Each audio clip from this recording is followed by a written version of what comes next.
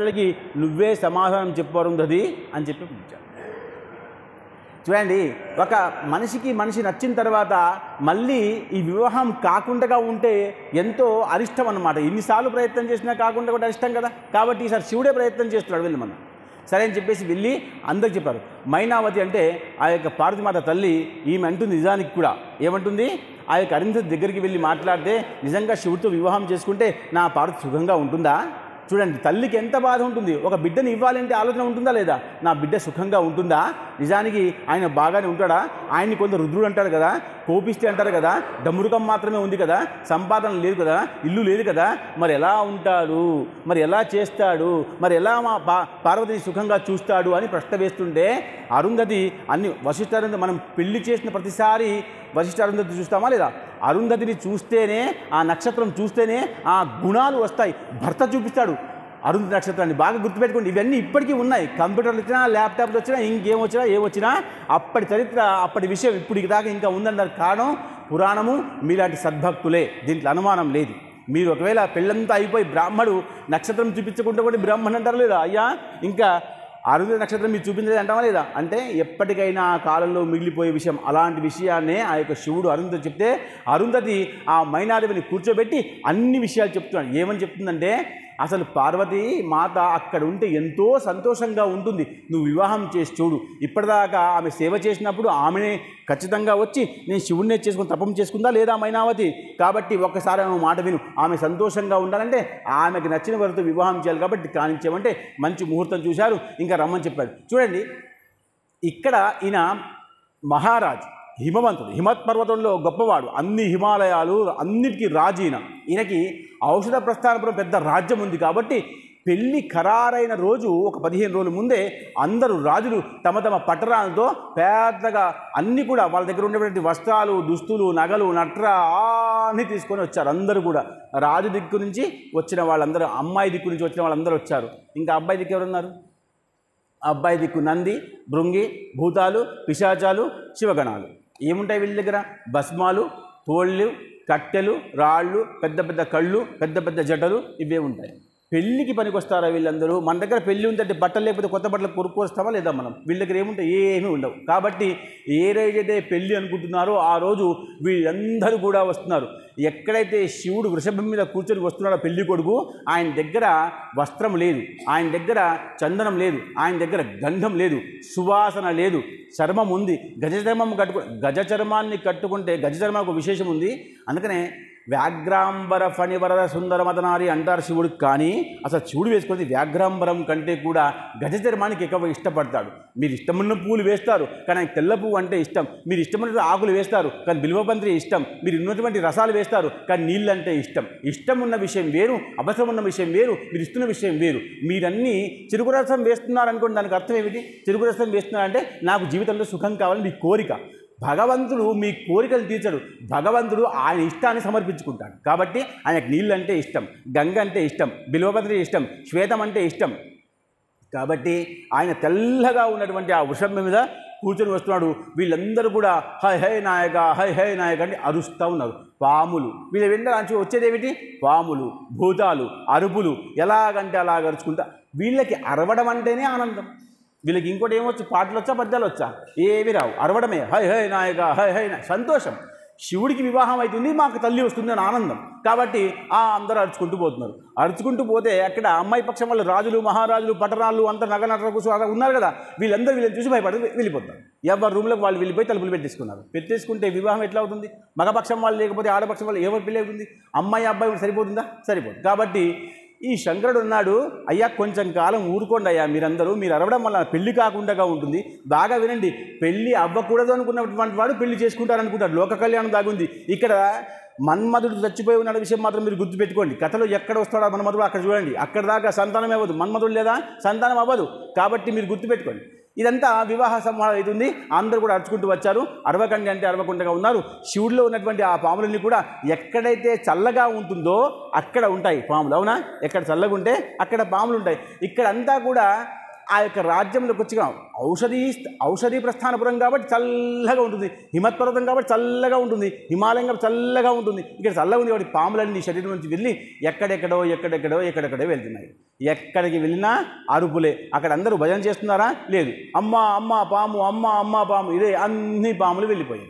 శివుడి దగ్గర ఎన్ని పాములు అన్ని పాము వెళ్ళిపోయేసరికి శివుడు అందరికీ ఆజ్ఞాపించి కొంచెం సేపు మౌనంగా ఉండమని చెప్పి లోక కళ్యాణం జరగాలి కాబట్టి మీరందరూ మౌనంగా ఉండాలంటే రాక్షసులకి, భూతాలకి, పిశాచాలకి మౌనంగా ఉండడం రాదు, అరుస్తూనే ఉన్నారు. ఆఖరికి అందరిని పిలిపించి ఆ యొక్క వశిష్ఠుడు, వామదేవ్ అందరు సప్తఋషులు పిలిపించి అందరినీ కూర్చోబెట్టి వివాహం చేద్దాం, మీరు గుర్తుపెట్టుకోండి, వివాహం చేద్దాం అని పెళ్లిపెట్లు మీదకి వచ్చారు. ఎక్కడైనా ఒక పూజా వివాహం చేయాలంటే మొట్టమొదటి పూజ ఎవరిది? గణపతి పూజ. ఇక్కడ గణపతి ఉన్నాడా? పుట్టాడా అసలు గణపతి? లేదు. మీరు గుర్తుపెట్టు. అందుకనే ప్రవచనం వింటూ ఉంటే మీకు విషయం అర్థం. గణపతి లేకుండా వివాహం ఏంటి? అంతకుముందు సత్యవతి వివాహం అయింది, అప్పుడు గణపతి లేడు, ఇప్పుడు కూడా గణపతి లేడు, ఇంకా పుట్టనే లేదు గణపతి. కాబట్టి అక్కడ బ్రహ్మ అన్నాడు గణపతి లేకుండా వివాహం జరగదు. ఎక్కడి నుంచి తీసుకురావాలి గణపతి? మీరు ఇవాళ వినిపెట్టుకోండి. గణపతి అన్న మాట ఏమిటంటే, గణపతి అంటే ఒక పదవి అని అర్థం. గణపతి ఒక మూర్తియో, ఒక విగ్రహమో, ఒక దేవుడో కాదు. గణపతి అంటే ఒక పదవి. ఉదాహరణకి సర్పంచ్, ఊరికి సర్పంచ్ అంటే ఈరోజు సర్పంచ్ ఆయన ఉంటాడు, ఇవాళ వెంకట్రావు సర్పంచ్, రేపు ఇంకో భూమరావు సర్పంచ్ అవుతాడు. కానీ సర్పంచ్ అన్న పదం అలాగే ఉంటుంది కదా, గణపతి అన్న పదవి అలాగే ఉంటుంది, గుర్తుపెట్టుకోండి. కాబట్టి ఎప్పటి నుంచో గణపతి ఉన్నాడు. అసలు గణపతికి పార్వతీదేవికి నేను పుడతానమ్మా అని చెప్పి స్వప్నంలో వచ్చి చెప్పింది గణపతియే. మీరు పురాణాలు బాగా వింటే మనకు మెల్లగా అర్థమవుతాయి. అసలు చెప్పిందే గణపతి. కాబట్టి గణపతి లేకుండా గణపతి ఎట్లా వస్తారు? అందుకనే మీరు ఒక విషయం గుర్తుపెట్టుకోవాలి. రామనామము రాముడు పుట్టకంటే ముందు నుంచి రామనామం ఉంది. రామనామం ఒకవేళ లేకుండా ఉంటే నారదుల వారు ఆ యొక్క వాల్మీకి ఎందుకు చెప్తారు రామనామం జపం చేయడం రాదు కాబట్టి, రామాయణం రాదు కాబట్టి, ఆయన ఇప్పటిదాకా శుద్రమే నేర్చుకున్నాడు కాబట్టి, నరకడం, కొట్టడం, తిట్టడం నేర్చుకున్నాడు కాబట్టి, ఆ తిట్టడంలో మర అన్న పదాన్ని చెప్పమన్నాడు. మర అంటే చావు అని అర్థం. మర అంటే ఏమిటి? చావు. చావండి మర అని. ఆయనకి మర అన్న పదం చెప్పు. మర ఒక 15 సార్లు అంటే ఏమవుతుంది? దానికదే రామ అవుతుంది. అవునా? చూడండి, అంటే ఎవరికి ఎలా చెప్పాలో నాకు బాగా తెలుసు. అందుకనే ఏది లేదో అది ఎప్పుడో ఉంటుంది కాబట్టి ఇప్పటికి వస్తుంది కాబట్టి ఇప్పుడే పుట్టిందని కాదు, ఎప్పుడో పుట్టింది, ఇప్పుడు నాకు కనబడింది.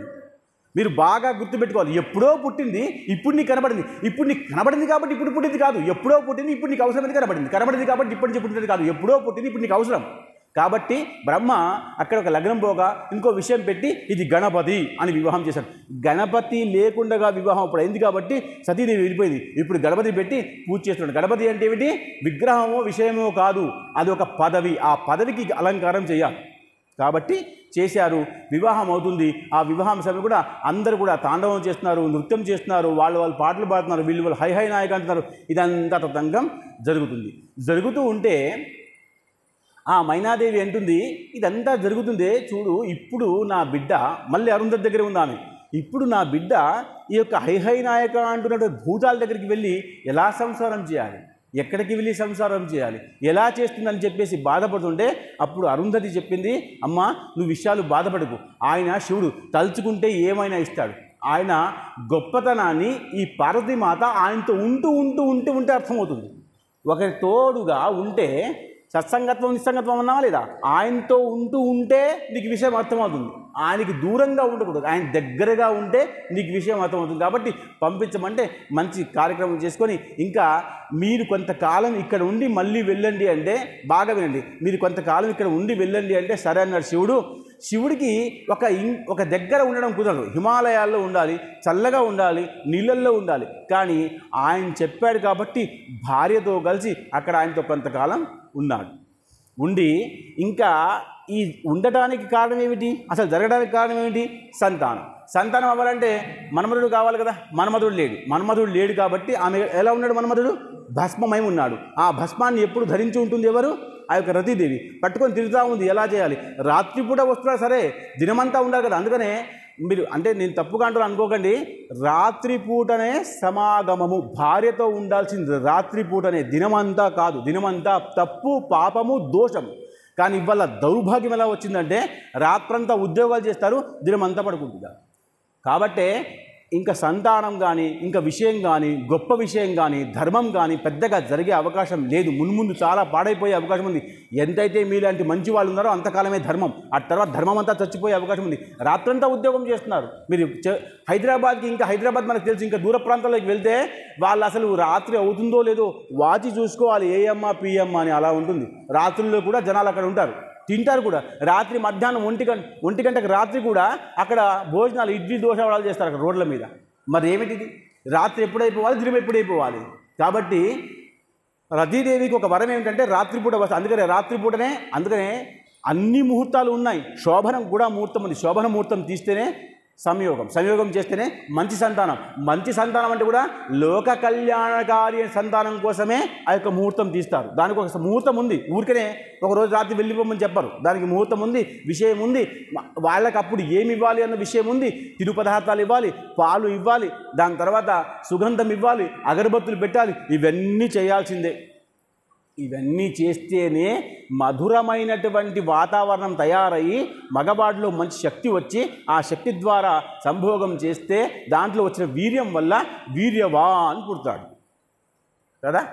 కాబట్టి కొంతకాలం ఇక్కడ ఉన్నాడు. ఉన్న తర్వాత ఇంకా వెళ్ళిపోదాంరా అని ఆ యొక్క పార్వతీమాతకి అంటున్నాడు. మనం వెళ్ళిపోదాం, కైలాసానికి వెళ్ళిపోదాం అంటే పార్వతి అంటుంది ఇంకా వెళ్ళిపోదాం పదండి. బాగా వినండి, వెళ్ళిపోదాం పదని చెప్పేసి ఇద్దరు కూడా ఆ యొక్క మైనాదేవికి, ఆ యొక్క హిమవంతుడికి నమస్కారం పెట్టి కైలాసానికి వెళ్ళిపోయారు. మీరు ఒక మాట గుర్తుపెట్టుకోండి, ఎప్పుడైతే వెళ్ళిపోయారో అప్పటి నుంచి కొన్ని సంవత్సరాలు, ఇంకా ఒక్కొక్క పురాణం కొన్ని వందల సంవత్సరాలు, కొందరు వేల సంవత్సరాలు, కొందరు ఎన్నో సంవత్సరాలు చెప్తారు. ఎన్నో అంటే శివుడికి ఎంత వయసు చెప్పలేంగా, శివుడికి వయసు ఎంత చెప్పలేం. కాబట్టి ఎన్నో సంవత్సరాలు పార్వతితో మాత్రమే కలిసి ఉన్నాడు. అసలు కలిసి ఉండి బయటకు రావడం మానేస్తే ఇక్కడ ఏం జరుగుతుంది? ఇంతకాలంగా ఉంటున్నాడు కాబట్టి ఇంకా పార్వతీమాత గర్భవతి అవ్వలేదు, సంతానం అవ్వట్లేదు. కావాల్సింది దేవతలకు ఏమిటి? సంతానం అవ్వట్లేదు. కాబట్టి ఒకరోజు అందరూ చూసుకుంటున్నారు, అసలు సంతానం అవ్వట్లేదు అని చెప్పేసి ఒకరోజు ఆయన ఎక్కడైతే ఉంటున్నాడో కైలాసంలో ఆ గుహ దగ్గరికి వెళ్ళి మాట్లాడుకుంటున్నారు. అందరూ మాట్లాడుకొని శివ శివ శంకర భక్తవ శంకర శంభో శంకర నమో నమో అయ్యా కరుణి తండ్రి అని గట్టిగా అరుస్తున్నారు. బాగా గుర్తుపెట్టుకోండి, అందరూ అరుస్తూ ఉంటే ఆయన బయటకు రాలేదు. ఎందుకంటే భార్య వ్యామోహంలో ఉండిపోయాడు కాబట్టి. శివుడు కూడా కొంతకాలం పాటు ఇలా ఉన్నాడు అంటే చూడండి. అంతే, ఇదంతా కూడా నేను కథ చెప్తున్నప్పుడు మీరు దాన్ని వ్యంగ్యంగానో హాస్యంగానో లేకపోతే విచిత్ర బుద్ధితో చూడకూడదు. దాంట్లో ధర్మం దాగి ఉన్న విషయంతో గౌరవంగానే చూడాలి. ఇది ధర్మశాస్త్రం, పురాణం ఇట్లే ఉంటుంది. 100 మంది కౌరవులు పుట్టారంటే ఎలా పుట్టారంటే ఏం చెప్తాం? ఒక తల్లికి పుట్టారా? ఒక కుండలో పుట్టారు. ఇదంతా మనం ధర్మాన్ని అసలు అర్జునుడే చెప్పాడు. అసలు దుర్యోధనుడిని పట్టుకుంది ఆయన్నే. అసలు గెలిపిద్దాం అనుకున్నాడు కృష్ణ పరమాత్మ ఆయన్ని కూడా, ధర్మంగా ఉంటే. ధర్మం చేయలేడు కాబట్టి ఓడిపోయాడు. అంటే అలాంటి వాళ్ళను కూడా పట్టుకొని కృష్ణ పరమాత్మ ధర్మం చేద్దాం అనుకున్న పక్షం అయితే వాళ్ళు పుట్టిందే కుండలో పుట్టినారు. అంతమంది ఎలా పుడతారు? 100 మంది ఒక తల్లి గర్భంలో ఎలా పుడతారు? లేదు. కాబట్టి ఈ కథల్ని బాగా అంటే శ్రద్ధగా, గౌరవంగా, ఎంతైతే అంత భక్తిగా వినే ప్రయత్నం చేయాలి. ఇది ధర్మశాస్త్రం చెప్పిన మాట. అలా వీళ్ళుంటే శివుడు ఆమెలో వ్యామోహంగా ఉన్నాడు కాబట్టి ఇంకా రావట్లే కాబట్టి వీళ్ళు అక్కడే ఉన్నారు. రాత్రి అయ్యేంతవరకు అక్కడే ఉన్నారు. రాత్రి పూట ఈ యొక్క అమ్మవారు, ఆ యొక్క పార్వతీమాత ఆ యొక్క శివుడికి ఎలాగైతే నా మీద నువ్వు బాగా ప్రేమగా చూడవయ్యా అన్నట్టుగా ప్రయత్నం చేసింది. ఇలా చేసిన లోపల మన్మధుడనే విషయమే లేడు కదా, మన్మధుడు భస్మమే లేడు కదా. కాబట్టి ఎప్పుడైతే ఆ విషయం జ్ఞాపకం వచ్చిందో పార్వతీమాతకి, అప్పుడే ఎక్కడైతే రతిదేవి ఉందో ఆ రతిదేవిని పిలిపించి ఆ భస్మంలో ఉన్నటువంటి విషయాన్ని స్వీకరించి, ఆయన దగ్గర ఏముంటుంది? చెరుగ్గడ ఉంటుంది, పుష్పబాణం ఉంటుంది. అది స్వీకరించింది పార్వతీమాతే. స్వీకరించి ఇంకా కొంతకాలం వరకు మళ్ళీ మన్మధుడు అవతారం ఎత్తేంత వరకు, మళ్ళీ వేరే వాళ్ళు పోయేంత వరకు నేను ప్రయత్నం చేస్తానని అప్పటి నుంచి బాణం వేయడం మొదలుపెట్టింది. అది కూడా శివుడి మీదనే, ఇంకొకళ్ళ మీద కాదు. ఒకసారి రాత్రిపూట ఎప్పుడైతే వీళ్ళు దేవతలందరూ వచ్చారో అప్పుడు ఆ బాణం వేసింది. అందుకనే ఆమె త్రిపుర సుందరి. ఆమె దగ్గర చెరుకుగడ, ఎప్పుడు అమ్మవారి దగ్గర చెరుకుగడ ఉంటుంది చూడండి. కాబట్టి ఆ చెరుకుగడ ఆమె స్వీకరించండి సంతానోత్పత్తి కోసం. సంతానోత్పత్తి దేనికోసం? లోక కళ్యాణం కోసం, ధర్మం యొక్క కాపాడుబట్ట కోసమే సంతానం. సంతానం అయింది అంటే నువ్వు సంతోషం కాదు, నీ లోకం సంతోషించాలి, నీ గ్రహం సంతోషించాలి, నీ ధర్మం, నీ సనాతన ధర్మం సంస్కృతి సంతోషించాలి. అలాంటి సంతానం కలగడం కోసం ప్రయత్నం చేయాలి. ఈమె శివుడి మీద బాణం వేసింది. రాత్రి అయిపోయింది. శివుడు బాగా చూశాడు. చూస్తే ఆయనకి కొంచెం ప్రేమ పుట్టుకొచ్చి ఆ పార్వతీమాతను పట్టుకున్నాడు. బాగా వినండి, పట్టుకోగానే ఆమె పట్టుకునే సమయంలో వీర్యం స్ఖలనమవుతుంది. అంటే ఒకసారి వీర్యం శరీరంలో పోయిన పక్షంలో కూడా సహించకుండా కిందికి వదిలిపెట్టి ఇలా ఎన్నోసార్లు అయింది. అంటే గర్భాపాతము అంటారు. ఆమె గర్భంలో శివుని యొక్క తేజస్సు, రేతస్సు సహించే శక్తి ఆమెకు లేదు కాబట్టి ఎన్నోసార్లు పతనం అవుతుంది. చూడండి, ఎన్నోసార్లు అంటే గర్భపాతం అవుతూనే ఉంది. వీళ్ళు రాత్రంతా చూస్తూనే ఉన్నారు. పొద్దున్న లేచేసరికి ఏమైనా చెప్తారేమని ఏ రోజు చెప్పట్లేదు. ఆఖరికి ఒక రోజు, అందుకనే దీనికి ముహూర్తాలు ఉంటాయి. ఈ ముహూర్తాల్లో ఒక మంచి ముహూర్తం చూసుకొని ఈసారైనా కనీసం భగవంతుడు కృప చూపించాలి మా మీదని ఇక్కడ బయట కూర్చుండి శంభో శంకర శంభో శంకర శంభో శంకర అందరు దేవుడు అనుష్ఠానం చేస్తున్నారు. చేస్తుంటే వీళ్ళకి ఏం కావాలో స్వామికి తెలుసు, ఎలా జరగాలో స్వామికి తెలుసు, ఏం చేయాలో తెలుసు. కానీ సమయము చాలా గొప్పది. సమయం వచ్చేంత వరకు ఏది అవ్వదు. ఇంతకాలము సహించారు వాళ్ళు కష్టాన్ని, ఈ తర్వాత సహించలేకపోతున్నారు కాబట్టి అప్పుడు వచ్చారు. అంటే చూడండి, ఆకలి అవుతుందమ్మా పిల్లాడు అంటున్నాడు. కానీ తల్లి పెద్దగా పట్టించుకోవట్లేదు. కానీ ఎప్పుడైతే ఆకలి అవుతుందమ్మా అని చెప్పేసి బాగా దగ్గరికి బోర్న ఏడిస్తే ఏమైనా ఇచ్చేస్తుంది. ఇంకా వంట కాలేదురా, ఇంకా మడి వంట ఉందిరా, దేవుడికి నైవేద్యం అవ్వలేదురా, ఎన్నో విషయాలు చెప్పిన తల్లి బాగా ఏడిస్తే ఏం చేస్తుంది? ఏదో ఒకటి తీసి ఇచ్చేస్తుంది డబ్బులు అంతే. కాబట్టి ఇక్కడ దేవుడు అడ్డం రాడు. ఇంకా దేవుడు ఏమి అడ్డం రాడు. ఆమె కరుణా ప్రేమ మాత్రమే నిలిచి ఇచ్చేస్తుంది. అలా దేవుడు తెలుసు కాబట్టి ఒక మంచి ముహూర్తం రోజు ఇంకా ఖచ్చితంగా ఈరోజు మనకు శుభం జరగాల్సిందే అని శివశంకర్ అందరూ జపం చేస్తున్నారు. రాత్రి 12 దాటిపోయిన తర్వాత వాళ్ళు ఇంకా పార్వతీమాత మళ్ళీ బాణం వేస్తే శివుడు ఆమె దిక్కు చూస్తూ ఉంటే ఇంకా కొంచెం సేపట్లో శివ తేజస్సు, శివ రేతస్సు కొంచెం సేపట్లో పార్వతీమాత గర్భంలోకి వెళ్ళాలి.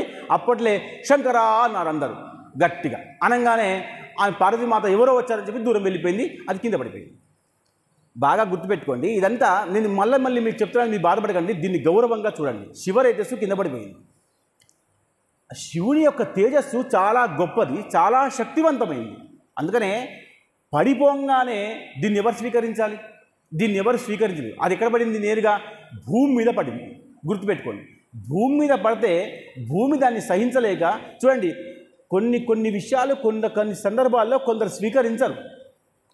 అందుకనే ఛాయామార్త సంభూతం తమ్ నామామి శనీశ్వరం. శని ఛాయాదేవికి పుట్టాడు, సూర్యుడికి పుట్టలేదు. సూర్యుడి భార్యకి పుట్టలేదు. భార్య వేరు, రేణుకాదేవి, అరుణాదేవి, ఆమె పేర్లు వేరు ఉన్నాయి. కానీ ఛాయకు పుట్టినారు వీళ్ళిద్దరు. కాబట్టి శనీశ్వరుడు పుట్టింది ఎవరికి? ఛాయకి. ఎందుకు? ఆ సూర్య భగవాన్ యొక్క శక్తి ఆమె సహించలేదు కాబట్టి ఆమె వెళ్ళిపోయింది కాబట్టి ఛాయాదేవి దగ్గరకు ఉంటే ఆ ఛాయాదేవి వల్ల యొక్క శనీశ్వరుడు పుట్టాడు మనకు చరిత్రలోని. కాబట్టి ఒక రేతస్సును సహించే శక్తి సామర్థ్యాలు మనకు ఉండవు. కాబట్టి ఆ భూమి మీద పడితే భూమి మొత్తం సహిస్తుంది. భూమి ఓర్పు, శక్తి, సహనము. నీకు ఎంత ఓర్పు ఉందంటే అమ్మ, భూమాతకి ఉన్నంత ఓర్పు ఉందంటామా లేదా? ఆమెకు ఉన్నంత ఓర్పు సహనం ఎవరికి లేదు కాబట్టి స్వీకరించి. కానీ ఆ శక్తి చాలా గొప్పది కాబట్టి సహించలేక ఇంకా నేను సహించలేని చెప్పేసి అందరికీ పిలిపించి, అమ్మ మీ ఆ శివుడు ఎప్పుడైతే వదిలిపెట్టాడో అది ఇక్కడికి వచ్చి పడింది, కానీ నేను దీన్ని సహించలేని చెప్పేసి ఇంద్రాదేవతకి పిలిపించి చెప్తే అప్పుడు వాళ్ళు అన్నారు, నువ్వు సహించలేకపోతున్నావు కాబట్టి మంటగా ఉంది కాబట్టి మంటకు అధిపతి ఎవరో ఆయనలో పంపించమని చెప్పారు. మంటకు అధిపతి ఎవరు? అగ్నిదేవుడు. అగ్నిదేవుడికి ప్రవేశించింది. ఆ భూమిలోని వీరసూర్య తేజస్సు అంతా కూడా ఆ అగ్నిదేవుడికి వెళ్ళిపోయింది. అగ్ని కొంతకాలం సహించాడు. అగ్ని అంటే మగవాడు, గుర్తుపెట్టుకోండి. అందుకనే అగ్నికి 2 ముఖాలు. అందరూ దేవతలు ఒక రకంగా ఉంటే అగ్నికి 2 ముఖాలు. కాబట్టి ఒక ముఖంతో సహిస్తాడు, ఒక ముఖంతో ఊదేస్తాడు. ఒక ముఖంతో సహిస్తాడు, ఒక ముఖంతో ఊదిస్తాడు. కాబట్టి అంత శక్తిని ఆయన కూడా కొంతకాలం పాటు వరకు సహించలేకపోగా అందరినీ పిలిపించి, అయ్యా నేను ఇక దీన్ని ఉంచలేదు, నా దగ్గర ఉండలేదు కాబట్టి ఎలా పెట్టుకోవాలి? నేను పెట్టుకోలేకపోతున్నాను, కొంచెం ఓదార్చు. ఇంకా వెతకాలి కదా. ఇప్పుడు ఆమె కాగానే నువ్వు తీసుకోగానే ఇంకొక వ్యక్తి దొరికేంత వరకు నువ్వు ఓపిక పట్టాలి కదా. ఓపిక పట్టమని చెప్పారు. అందుకనే అగ్నికి నీళ్లు వేయంగానే ఆగిపోతుంది. అగ్నికి ఏమాపుతుంది? నీళ్లు వేయంగానే అగ్ని ఆగిపోతుంది. కాబట్టి ఇక్కడి నుంచి మనం గంగలో వేద్దాం. అగ్నిదేవ కొంచెం ఓపిక పట్టు, మనం గంగలో ఈ తేజస్సు వేద్దాం. కానీ ఆమెకు అడగాలి కదా, ఆమెకు అడగాల వద్దా? ఆమెకు అడగాలి అంటే కొంచెం ఓపిక పట్టాలి. అప్పట్లోనే ఇదంతా క్షణార్థంలో జరిగిపోయింది. ఏం జరిగింది? రేతస్సు పడింది, భూమి తీసుకుంది, సహించలేక అగ్నికి వేసింది. అప్పట్లోకే శివుడు బయటకు వచ్చాడు కదా అని చెప్పేసి ఆ యొక్క పార్వతీమాత బట్టలన్నీ వేసుకొని బయటకు వచ్చి ఏమైంది అడిగి, ఏమీ లేదు. ఇంద్రుడు చెప్తున్నాడు, ఏమీ లేదమ్మా, ఇక్కడ తేజస్సు పడింది, రేతస్సు పడింది, శివవీర్యం పడింది, భూమి సహించలేదు, అగ్నిలో వేశాము అంటే అప్పుడు పార్వతి అంది, దేవతలారా మీరు ధూర్తులు, మీరు దేనికోసమైతే ప్రయత్నం చేస్తున్నారో ఆ ప్రయత్నం జరుగుతూనే ఉంది. ఈ తేజస్సు నాలో ఉంటే సంతానం అయ్యేది. సంతానం అయితే మాకు తారకాసురుడు వధ అవుతుంది, మాకు సుబ్రహ్మణ్య స్వామి పుడతాడు, అంటే నాకు కొడుకు పుడతాడు. ఆ కొడుకు వల్ల తారకాసురుడు వధ అవుతుంది. కాబట్టే ఇంత చరిత్ర చేశారు కదా, ఇంత నిర్ణయం చేశారు కదా, ఇంత కాలక్రమేణా మీరు చేసుకుంటూ వస్తున్న ప్రణాళిక ఇదే కదా, మాకు సంతానం అవ్వాలి కదా. ఏమిట్రా మీరు దేవతలు బుద్ధి లేకుండా పనిచేస్తున్నారు, అసలు మీకు తెలివి లేదు. నాకు శివుడి తేజస్సు వల్ల సంతానం అయ్యే అవకాశాన్ని మీరందరూ పోగొట్టారు. కాబట్టి ఇప్పటి నుంచి మీ దేవతలకు అసలు సంతానమే లేదు పొండి అని చెప్పించి, అప్పటి నుంచి దేవతలకి సంతానము లేదు. 33 కోట్ల మాత్రమే దేవతలు. మనము ఎన్ని కోట్ల మంది? మనం 150 కోట్ల మంది, ఇంకా పెరుగుతూనే ఉన్నాం మనం. మరి దేవతలు 33 కోట్లు మాత్రమే. మళ్ళీ మీరు గమనించాలి, 33 కోట్లు అంటే 33 1 2 3 4 100 1000 ఇట్లా వాగదు. 33 కోట్లు అంటే 33 రకాలు. దీంట్లో రకాలు అంటే ఒకటి భగవానుడు అంటే సూర్యుడు, అంటే ఆదిత్యులు 12 ఆదిత్యులు, 11 రుద్రులు, 8 అష్టవసువులు, 2 అశ్విని కుమారులు, మొత్తం 32. గుర్తుపెట్టుకోండి, ఇందరు మాత్రమే దేవత, మీద దేవులు కాదు. ఇలా శపించిన పార్వతీమాత అందరూ సహిస్తున్నారు. తప్పు చేస్తారు వీళ్ళు. తప్పెందుకు చేస్తారంటే అందరూ చూడండి, తప్పు చేస్తాం మనం, శిక్షిస్తారు ఇంకొకళ్ళు శిక్షిస్తారంటే ఎవరైతే బాధపడుతున్నారో వాళ్ళు శిక్షిస్తారు. నాకు సంతానం అయ్యే అవకాశం ఉండే ఆ అవకాశాన్ని పోగొట్టారు కాబట్టి పార్వతీమాత శాపించింది. అందరూ కూడా బాధపడ్డారు. బాధపడ్డ పక్షంలో కూడా ఉన్న 33 కోట్ల మంది అయినా మేము బ్రతికి ఉండాలి కాబట్టి ఖచ్చితంగా తారకుడు చావాలి కాబట్టి సుబ్రహ్మణ్య స్వామి పుట్టాలి. ఇక సుబ్రహ్మణ్య స్వామి పుట్టాలి అంటే వీళ్ళ పార్వతీమాత కోపం వచ్చింది కాబట్టి పార్వతీమాత మళ్ళీ వెళ్ళిపోయింది. ఇది 3వసారి, గుర్తుపెట్టుకోండి. మొదటిసారి అలా వెళ్ళిపోయింది, రెండోసారి వివాహం అప్పుడు అలా వెళ్ళిపోయింది, ఇప్పుడు ఇలా వెళ్ళిపోయింది, ఇప్పుడు కోపంతో మళ్ళీ వెళ్ళిపోయింది. ఇక వెళ్ళిపోతే ఇంకా మళ్ళీ వాళ్ళు కలిసే అవకాశం లేదు కాబట్టి పార్వతీమాత దేవత కాబట్టి ఆమె శాపం ఆమెకు కూడా ఉంటుంది. ఇల్లుకు తాళం వేస్తే ఎవరు ఉండరు, యజమాని వేసినా నౌకరు వేసినా తాళమే కదా. తాళం వేస్తే ఇంట్లో ఎవరు రాకూడదు. శపించింది ఆమె దేవత కాబట్టి ఆమె కూడా సంతానం లేదు. ఎలా? అందుకనే పురాణం వినేటప్పుడు బాగా శ్రద్ధగా వినాలి. సంతానం అయ్యే అవకాశం ఎక్కడుందిగా? లేదు. కాబట్టి మళ్ళీ అందరూ కూడా బ్రహ్మ దగ్గరికి వెళ్ళారు. బ్రహ్మ గొప్పవాడు, బ్రహ్మ చాలా గొప్పవాడు, మంచి జ్ఞాని. శపిస్తాడు, గౌరవిస్తాడు, వరమిస్తాడు, సలహా ఇస్తాడు, పంచేయిస్తాడు, మనలో మంచి ఉత్సాహాన్ని కూడా ఇస్తాడు. మీరేం భయపడకండి, ఒక్క అవకాశం ఉంది. అందరు దండం పెట్టారు. ఏం అవకాశం చెప్పండి బ్రహ్మదేవా, చెప్పండి, మేము తారకాసుడి యొక్క వ్యధను భరించలేకపోతున్నాము, దయచేసి చెప్పండి అంటే అప్పుడు ఆయన అన్నాడు, మనం ఇప్పుడు ఇంకా తేజస్సు రేతస్సు వచ్చే అవకాశం ఉందా? పార్వతీ పరమేశ్వరుడు కలిసి ఉన్నారా? లేదు. ఇంకా ఆమె దిక్కు పార్వతి దిక్కు ఆ యొక్క శివుడు చూసే అవకాశం ఉందా? లేదు. ఇంకా సమ్మోహనం ఉందా? లేదు. ఇంకా బాణం వేసే అవకాశం ఉందా? లేదు. మన్మధుడు ఉన్నాడా? లేదు. ఇంకో దేవుడు పుట్టాడా? లేదు. ఇప్పుడు ఉన్న వీర్యాన్ని మనం కాపాడుకోవాలి. ఎక్కడుంది వీర్యం? బ్యాంకులో పెట్టినట్టుగా ఫిక్స్డ్ డిపాజిట్ ఎక్కడుంది? అగ్నిదేవుడి దగ్గర ఉంది కదా. ఇక్కడిని తీసి మనం వాడుకోవాలి అని అందరూ నిర్ణయం తీసుకొని అగ్నిదేవుడి దగ్గరికి వచ్చి, నువ్వు సహించలేకపోతున్నావు కదయ్యా, నువ్వు సహించలేకపోతున్నావు కాబట్టి చూడండి. అందుకనే మీరు బాగా గుర్తుపెట్టుకోండి, మగవాళ్ళు కూడా గర్భాన్ని ధరించవచ్చు కానీ ప్రసవించలేదు. ఇది అప్పుడు ఉంది, ఇప్పుడు ఉంది, ఎప్పుడైనా ఉంది. కాబట్టి నువ్వు ఇంకా పిండం పెరిగితే నీకు కష్టం. అందుకనే ఆడవాళ్ళకు కూడా 5వ మాసం వచ్చిన తర్వాత అంగాలు తయారవుతాయి లోపల, అప్పటిదాకా కావు, అప్పటిదాకా శక్తి రాదు. 5వ మాసం వచ్చిందా శరీర కదలిక, లోపల పిండం తిరుగుతూ ఉంటుంది. తిరగకుండా ఉంటే దోషం కదా, తిరుగుతూ ఉండాలి, తిరగకుండా ఉంటే దోషం. అందుకనే మనమందరం కూడా భగవంతుడు ఇల్లు తిరుగుతూ ఉండాలి. భగవంతుని వదిలిపెట్టిన దోషమే కలియుగంలో, ఇల్లుని వదిలిపెట్టిన దోషం, రెండింటిని కూడా వదిలిపెట్టారు. అందుకనే పిండం లోపల తిరగాలి. 5వ మాసం వచ్చిందంటే మళ్ళీ ఇబ్బంది అవుతుంది. కాబట్టి ఈ యొక్క తేజస్సును గంగాదేవిలో వదిలిపెట్టమని అందరూ చెప్పారు. గంగాదేవి ఎందుకు ఒప్పుకోవాలి? భూదేవే సహించలేదు, తెలిసిపోయిన కథే. భూదేవి సహించలేదు, చూడండి. అందుకనే భూదేవికి మీరందరూ బాగా గుర్తుపెట్టుకోండి, భూదేవికి రేతస్సు పడంగానే పడిపోయిన పక్షంలో కూడా పార్వతీమాత కోపగించింది. భూమాత, అసలు నీకు తెలివి లేదు, నా భర్త, నా తేజస్సు, నా శక్తి, నా భర్త వీర్యము నువ్వు ఎలా స్వీకరిస్తావు, అసలు స్త్రీవి కాదా అని కోపగించింది. ఈ తప్పు ఎవరు చేస్తున్నారు? అందుకని మీకు మొన్న చెప్పాను కదా, అశ్వత్థామాహత అని చెప్పించింది కృష్ణ పరమాత్మే, తప్పు చేశామని చెప్పింది కృష్ణ పరమాత్మే, నరకం చూపింది కృష్ణ పరమాత్మే. అలాగే దేవతలు అందరూ కూడా మనతో తప్పు చేయించినా, తప్పు చేసిన వాళ్ళు శిక్ష వేస్తారు, మళ్ళీ మోక్షం చూపిస్తారు. కానీ అప్పటిదాకా సహించాల్సిందే కదా. కాబట్టి భూమాత, నువ్వు సహించావు కాబట్టి అసలు నువ్వు మనిషివి కాదు, నువ్వు అసలు స్త్రీవి కాదు, అసలు నీకు భర్త అన్న విషయం లేదు. భూమాతకి భర్త లేదు, అంత గొప్ప మాత భూమాతకి భర్త లేదు. నీకు భర్త ఒకటి కాదు, అందరూ నీకు భర్తలే అని చెప్పి చెప్పించింది. అందుకనే ఎవరికైతే ఎంత భూమి ఉంటుందో వాళ్ళందరూ భూపాలుడే. ఏమంటారు? భూపతి, భూపాలుడు, అందరికీ ఆమె పతియే.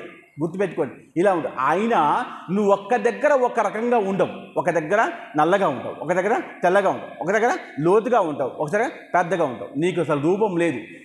అందరూ నిన్ను గొప్పగా అంటారు, సహనశక్తి ఉన్న భూమాత అంటారు. కానీ నా భర్త తేజస్సును స్వీకరించావు కాబట్టి నువ్వు వద్దని ఉంటే బాగుంటుంది, వద్దని లేదు, స్వీకరించావు. నీలో ఏం కల్మషం ఉందో కాబట్టి శపిస్తున్నాను.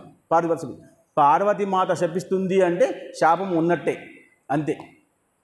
కాబట్టి ఇలా ఆ గంగామాతలో వేయాలి. అగ్ని అక్కడికి వెళ్ళి అందరం కలిసి వెళ్ళి మాట్లాడితే బాగుండదు కాబట్టి, గంగాదేవి ఒప్పుకోకపోవచ్చు కాబట్టి, భూమాత ఇప్పుడే సహించలేదు కాబట్టి మనం ఎలా చేయాలని చెప్పేసి అగ్నికి మాత్రమే దండం పెట్టి అందరికీ. అందుకనే అగ్నిదేవుడు గొప్పవాడు. మనం ఏం కార్యం చేసినా గొప్ప కార్యం ఏమైనా సాక్ష్యం పెడతాం?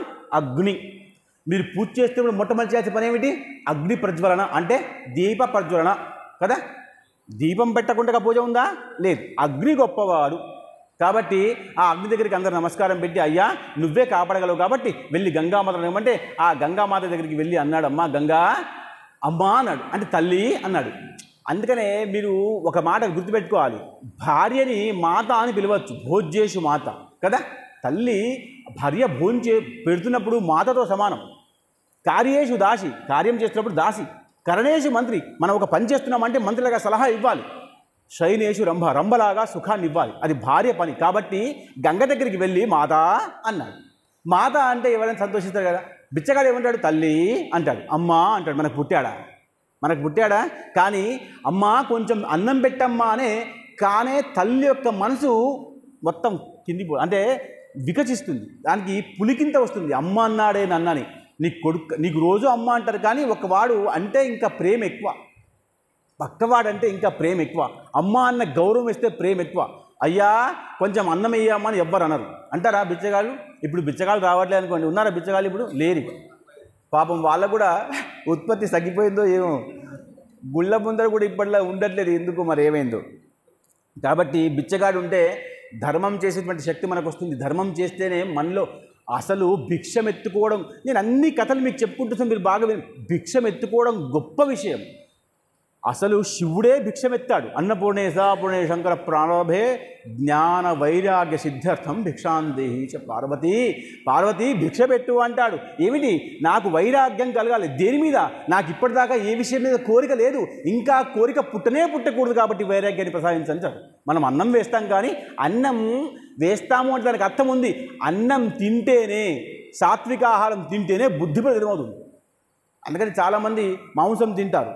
మనం తినం, మంచి వాళ్ళం కాబట్టి మాంసం తినకూడదు. మాంసం తింటే బుద్ధి పోతుంది. కాబట్టి అన్నం, సాత్వికమైన అన్నం వేస్తే గొప్పగా బుద్ధి వస్తుంది కాబట్టి ఆయన అనుకుంటాడు. దత్తాత్రేయ స్వామి భిక్ష వేసుకుంటాడు, అడుగుడు భిక్షాందేహి అంటాడు ఆయన. అవునా? కృష్ణ పరమాత్మ కూడా భిక్ష అడగడు, కానీ ఎవరి దగ్గర ఏదైతే లేదో వాళ్ళకి ఇవ్వడం కోసం వీళ్ళ దగ్గర తీసుకొని పోతాడు. అందుకనే సాధువులు, సన్యాసులు, గొప్పవాళ్ళు భిక్ష ఎత్తుకుంటారు. భిక్ష ఎత్తుకోవాలి, భిక్ష ఎత్తుకుంటే పుణ్యం. అందుకనే మనకు బాసర్లో మధుకరి అనే విషయం ఉంది, ఇక్కడ కూడా భిక్ష ఎత్తుకునే విషయం ఉంది. ఎక్కడ కూడా పెద్దగా ఉండదు. గాణగాపురంలో ఉంది అయితే ఇక్కడే ఉంది, మళ్ళీ ఎక్కడ పెద్దగా ఉండదు. భిక్ష ఎత్తుకోవడం గొప్ప విషయం. భిక్ష ఎత్తుకోవాలి. భిక్ష ఎత్తుకుంటే దోషం కాదు. గాణగాపురంలో మనం ఎత్తుకుంటాం కదా, మనం బిచ్చగాలంటాం మనందరినీ. మనం గాణగాపురంలో భిక్షం తీసుకుంటాం, మనం బిచ్చగాలంటామా? వాళ్ళు అంటారా? వాళ్ళు ప్రేమతో పెడతారు. ఎందుకు? వాళ్ళల్లో ఉన్న దోషం నువ్వు సహించే శక్తి నీకుందని గుర్తుపట్టిస్తారు. కాబట్టి భిక్షం వచ్చినటువంటి బిచ్చగాడికి అన్నం ఆకలి వేస్తుంది, కానీ నువ్వు వేసిన అన్నం వల్ల ఆయనకి సాత్విక బుద్ధి వస్తుంది. వచ్చే జన్మ వాడిది రాజు జన్మ.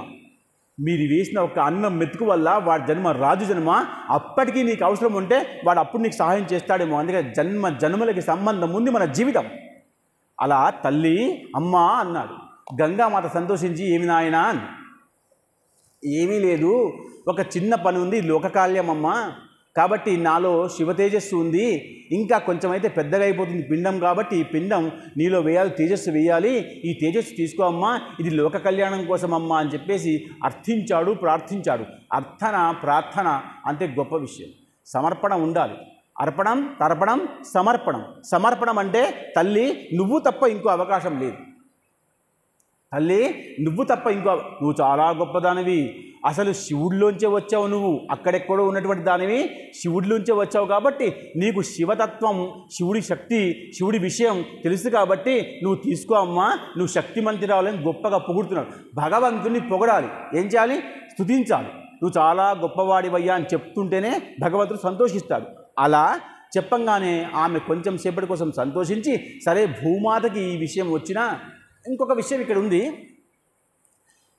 చెట్లు దేవతా రూపాలు, గంగా గోదావరి దేవతా రూపాలు, దేవతలు కాదు.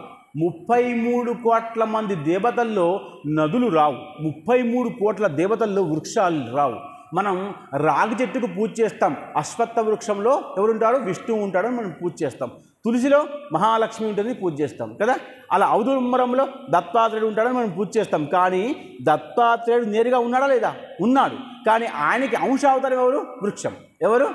అశ్వత్థ, మనం మేడి వృక్షం, ఔదుంబ వృక్షం, అవునా? అలా గంగా నువ్వు దేవతవు కాదు, బాగా వినండి, అంటే చెప్తాడు అలా, అలా చెప్తే పట్టుకోవచ్చని, నువ్వు దేవతవు కాదు, నీకు శక్తి తెలుసు, నువ్వు అక్కడి నుంచే వచ్చావు కాబట్టి స్వీకరించమంటే, ఆహా ఇంత గొప్పగా అన్నా నేను, చూడండి నేను ఇంత గొప్పదాన్నా, నాలో ఇంత శక్తి ఉందా, నేను శివుని యొక్క తేజస్సును, రేతస్సును క్షయించేటువంటి శక్తి సామర్థ్యములు ఉన్నటువంటి దాన్నా అని సంతోషించి సరే అని చెప్పేస్తే అగ్నిదేవుడు ఆ యొక్క తేజస్సును ఆ గంగలో వదిలిపెట్టేశాడు. కానీ కాబట్టి చూడండి, వదిలిపెట్టేశాడు, మళ్ళా ఇంకొక అవకాశం లేదు, ఇదొక్కటే ఆఖరు. ఈ తేజస్సు ఒకవేళ పోయిందా ఇంకా అవకాశం లేదు, దేవతలకి సంతానమయ్యే అవకాశం లేదు, పార్వతికి సంతానమయ్యే అవకాశం లేదు. పార్వతి యొక్క ఆనందంతోనే, పార్వతిని మోహించడం వల్లే ఈ తేజస్సు బయటకు వచ్చింది కదా, పడిపోయింది. కాబట్టి మళ్ళీ పార్వతి శివుడి దగ్గరికి పోయే అవకాశం లేదు, ఇంత సంతోషంగా ఉండే అవకాశం లేదు. ఇది ఒకవేళ పోతే మళ్ళీ అయ్యే అవకాశం లేదు. అందరూ భయపడిపోయి ఆ గంగలో అందరూ వెళ్ళి గంగ దగ్గరికి వెళ్ళి నమస్కారం, అమ్మా గంగామాత, గంగే చే యమునే చేయవ, నువ్వు గొప్పదానివి, అందరిలో నీలో ఉన్నారు. గంగలో స్నానం చేసినప్పుడు ఇవి అంటాం, యమునలో స్నానం చేసినప్పుడు గంగే చేయవ అనే అవకాశం లేదు. గంగలో స్నానం చేసినప్పుడు గంగే చే యమునే చేయవ గోదావరి నమామి గంగే తవపాద పంకజం అన్నారు. అందుకే అక్కడ వెళ్ళి నమస్కారం పెట్టి, నమస్కారం పెట్టినంత మాత్రాన శక్తి పెరుగుతుందా? ఉత్సాహం పెరుగుతుంది కదా. మనం పరిగెత్తే వాడికి రన్నర్ అంట, వాళ్ళ శక్తి పెరుగుతుందా? వాళ్ళ ఉత్సాహం పెరుగుతుంది, ఒక ప్రయత్నం చేస్తాడు. కానీ ఓడిపోయేవాడు ఎలాగో ఓడిపోతాడు. కాబట్టి ఆ గంగ దీన్ని స్వీకరించింది, కానీ ఆమె కూడా సహించలేకపోయింది. సహించకపోగా అందరినీ పిలిపించి, అయ్యా ఇది శివుడి తత్వం, శివుడి యొక్క శక్తి, నాకు అంత శక్తి లేదు. నేను బాగా వినండి, నేను శివుడి దగ్గర ఉన్నప్పుడు శివుడితో తాకి ఉన్నాను కాబట్టి నాలో అంత శక్తి ఉంది. నేను బ్రహ్మలోకంలో ఉన్నప్పుడు నాకు శక్తి ఉంది. కానీ నేను భూలోకానికి వచ్చాను, పాపులందరూ స్నానం చేశారు, నేను శక్తిహీనురాలను అయ్యాను. మీరు బాగా గుర్తుపెట్టుకోండి, మనమందరం పాపాత్ములం స్నానం చేస్తే అక్కడ గంగ అపవిత్రం చెందుతుంది. కానీ మనకంటే ముందు ఋషులు స్నానం చేస్తారు కాబట్టి గంగ పవిత్రంగా ఉంటుంది. అర్థమవుతుందా? సంతోషం.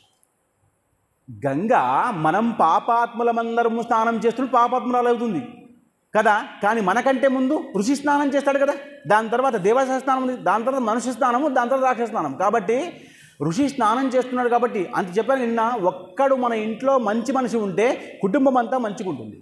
మన ఇంట్లో ఒక్కడు పాడైపోయిన ధూర్తుడు ఉంటే అంత కుటుంబం పాడైపోతుంది. అలాగే అమ్మ నువ్వు సహించాలి అంటే కాదు, నేను ఆయన దగ్గర ఉన్నప్పుడు, ఆయనతో ఉన్నప్పుడు నాకు శక్తి ఉంది. కానీ నేను కిందికి వచ్చాను, భూలోకి వచ్చి నా శక్తి తగ్గిపోయింది. విష్ణువు చాలా గొప్పవాడు కాబట్టి గొప్పగా ఉంటాడు. కానీ ఆయన రావణుని చంపడం కోసం రామావతారం తీసుకొని వస్తున్నాడు అంటే ఆయన శక్తిని ఆయన కుదించాడా లేదా? ఎలా కుదించాడు? నేను రాముణ్ణి, నేను దశరథ పుత్రుణ్ణి, నేను అయోధ్యకి రాజును, సీతకి నేను భర్తని అంటే కుదించాడు. విష్ణువు ఎక్కడైనా విష్ణువే, కానీ రాముడు ఒక స్థానం ఉంది, ఆయనకి మర్యాదలు ఉన్నాయి. అలా కాబట్టి నేను అక్కడ ఉన్నప్పుడు గొప్పదాన్ని, ఇక్కడికి వచ్చాను కాబట్టి నా గొప్పతనం పోయింది. చూడండి, పోయింది అంటే నేను సహించలేకపోతున్నాను కదా, కాబట్టి ఈ వీర్యం నాకు వద్దని చెప్పి మళ్ళీ ఎక్కడికి వెళ్ళాలి? అప్పుడు అందరు దేవతలు కలిసి అన్నారు, నీకు తండ్రి ఉన్నాడు కదా, తండ్రి పాదాల దగ్గరికి దండం పెట్టు. ఎవరు? హిమవంతుడు. గంగకు కూడా తండ్రి హిమవంతుడే. వెళ్ళి పార్వతీమాత రెండో సంతానం కాబట్టి వెళ్ళి ఆ యొక్క హిమవంతుడి యొక్క పాదం దగ్గర, హిమాలయ పర్వతం దగ్గర పాదం దగ్గర వదిలిపెట్టేసేయంటే ఈమె పరిగెత్తుకుంటూ వెళ్ళి అక్కడ వదిలిపెట్టేస్తే అక్కడ పర్వతం పాదం దగ్గర వేసింది కాబట్టి జాడు బండలు ఉంటాయి కాబట్టి జారుకుంటూ రెళ్ల పొదల్లో అంటే ఒక గడ్డిలోకి వచ్చేసింది. అది రేతస్ ఎక్కడికి వచ్చింది? గడ్డిలోకి వచ్చింది. బాగా గుర్తుపెట్టుకోండి, గడ్డిలోకి వచ్చింది. గడ్డిలోకి వస్తే అదొక దర్భను గడ్డి అంటాం, గరకని గడ్డి అంటాం, గడ్డిని గడ్డి అంటాం, ఆవులు తినేది గడ్డి అంటాం. గడ్డే కదా. గడ్డిలోకి వచ్చింది. గడ్డిలోకి వచ్చేసరికి దేవతందరూ భయపడ్డారు. అమ్మా వెళ్ళిపోయిందిరా, ఇంకా అవకాశం లేదు. ఇప్పటిదాకా మనకు అన్నీ చెప్పుకుంటూ జరిగాయి, మనకు తెలుసుకుంటూ జరిగాయి, ఇది తెలవకుండా జరిగింది కాబట్టి ఇంకా అక్కడ ఉందో లేదో అని అందరూ భయపడిపోయి అక్కడికి వెళ్ళి దగ్గరగా వెళ్ళేసరికి ఆ పొదల్లోంచి ఒక పెద్ద ప్రకాశం కనబడుతుంది. బంగారము. శివుని యొక్క తేజస్సు బంగారము. గుర్తుపెట్టుకోండి, శివుని యొక్క తేజస్సే వెండి, శివుని యొక్క తేజస్సే ఆ యొక్క తేజస్సు మాత్రమే అంటే దాన్ని ఏమంటారంటే ఆయన దగ్గర ఉన్నటువంటి శక్తి ఎంత గొప్పది అంటే అదే బంగారంలాగా మారిపోయింది. ఆ తేజస్సునే మనం పాదరసం అంటామే. పాదరసలింగం గొప్పది, అది దానివల్లే తయారైంది. గుర్తుపెట్టుకోండి, మనం దాన్ని పట్టుకున్నప్పుడు పాదరసలింగాన్ని పట్టుకున్నాము అన్న విషయం ఉండాలి తప్ప ఆయన తేజస్సును పట్టుకున్నాము అన్న విషయం ఉండకూడదు. వ్యంగ్యంగా దేన్ని చూడకూడదు. లింగ పూజను కూడా తప్పుగా మాట్లాడు చాలామంది. లింగము అంటే అంగము అంటారు. అంగము అన్న పదం లింగము కాదు, లింగము వేరు. సంస్కృతం దాని శబ్దం ఉంది శిష్ణము. శిష్ణము అంటే లింగం అని అర్థం. బాగా గుర్తుపెట్టుకో. మీరు అందరూ బాగా వినాలి. వింటూ ఉంటే అర్థమవుతుంది, లేకపోతే అర్థం కాదు. అందుకని ఇన్ని రావాలి, ఇన్ని వస్తే మనకు అర్థమవుతుంది. అలా ఏమైంది? ఆ తేజస్సు చూసి అందరూ సంతోషించారు. సంతోషించి ముందుకు వెళ్ళి చూస్తే అక్కడ 6 ముఖాలతో అందమైన అబ్బాయి ఉన్నాడు. అందరూ కూడా స్కందుడు పుట్టాడు, షణ్ముఖుడు పుట్టాడని సంతోషారు. బోలో షణ్ముఖ భగవానకి. ఆయన పుడితేనే దేవతలకి సంతోషం. ఎవరి సంతోషం? మనకు కాదు, దేవతలకి. దేవతలు సంతోషిస్తే మనం సంతోషంగా ఉంటాం. దేవతలే దుఃఖంగా ఉంటే మనం ఎలా ఉంటాం? మనకు కష్టం వస్తే మనం ఎక్కడికి వెళ్తాం? దేవతల దగ్గరికి. పంచుకోవడం అనేది ఎలా ఉంటుంది? మనం దేవుడికి భక్తుడికి పంపకాలు ఉండాలి. ఎలా పంపకాలు ఉండాలి? నేను టెంకాయ కొడతాను, నాకు తోట ఇవ్వమని అనకూడదు. నేను ఒక పూలమాల వేస్తాను, నాకు పెద్ద మార్కెట్ ఇవ్వమని చెప్పకూడదు. అలా చెప్పకూడదు. ఇది కాదు మనం ఒప్పందం అంటే. ఒప్పందం ఎలా ఉండాలి? నేను సేవ చేసుకుంటాను, నాకు కోరిక లేకుండా చూడమని చెప్పాలి. అమ్మా అర్థమవుతుందా? నేను సేవ చేసుకుంటాను కృష్ణ పరమాత్మ, నాకు కోరిక పుట్టకుండా చెయ్యి అని చెప్పాలి తప్ప నేను ఒక పువ్వు ఇస్తాను, నాకు తోటివ్వు, నేను టెంకాయ కొడతాను, నాకు ప్రమోషన్ ఇవ్వు, నేను ఇంకా ముక్కు రాస్తాను, 80 ప్రదక్షిణలు వేస్తాను, నాకు కొడుకు పుట్టాలి అని అడగకూడదు. అడిగితే దేవుడు ఇవ్వడు. ఇవ్వకపోతే దేవుడు కాగా దేవుడే. నీకు ఎంత అవసరమో, ఎప్పుడు అవసరమో నీకు అన్నీ ఇవ్వలేదా? అందమైన శరీరం ఇవ్వలే, శక్తి ఇవ్వలే, కళ్ళు ఇవ్వలే, ముఖం ఇవ్వలే, చేతి ఎన్ని ఇచ్చాడు నీకు? ఇన్ని ఇచ్చాడే, సంతోషం లేదా? ఇంకా కావాలని కోరుకుంటావే? లేని వాళ్ళు ఎంతమంది ఉన్నారు? ఒక్కసారి వెళ్ళి చూడండి. వాళ్ళకి కాళ్ళు లేవు, చేతులు లేవు, కళ్ళు లేవు, వాళ్ళకి ఏమీ లేదు, ధనం లేదు, డబ్బు లేదు, ఏమీ లేదు. లేనటువంటి వాళ్ళ మనుషులు లేరా? ఉన్నారా లేరా? మీరు చూడలేదు. ఉన్నా ఎప్పుడైనా అనాథాశ్రమంకో వృద్ధాశ్రమంకో ఎక్కడికో వెళ్ళండి, మీకు కనబడతారు. అపంగులు చాలామంది కాళ్ళు చేతులు లేవు, వాళ్ళకి అలాగే ఉన్నారు. వాళ్ళు మనుషులు కాదా? ప్రాణం లేదా? కొట్టుకోదా వాళ్ళ హృదయం? అలా భగవంతుని అడగకూడదు. అలా మనకు ఒప్పందం ఉండాలి. అలా ఒప్పందాన్ని కుదురుకొని వీళ్ళందరూ చూస్తే అక్కడ షణ్ముఖుడు ఉన్నాడు, సంతోషించారు. దేవుడు ఏది కావాలో ఎప్పుడు కావాలో అప్పుడు ఇస్తాడని చెప్పి అందరూ ఆనందించారు. కానీ 6 ముఖాలతో ఉన్నాడే ఈయన. ఎలా? 6 ముఖాలతో ఉన్నాడు. ఇక్కడ ఇప్పటిదాకా అందరూ ఈయన వదిలించుకున్న వాళ్ళే ఉన్నారు కదా. ఎవరైనా పట్టుకున్నారా? అందరూ వదిలించుకున్న వాళ్ళు. పట్టుకునేది ఎవరు? ఇంత చిన్న పిల్లవాడిని.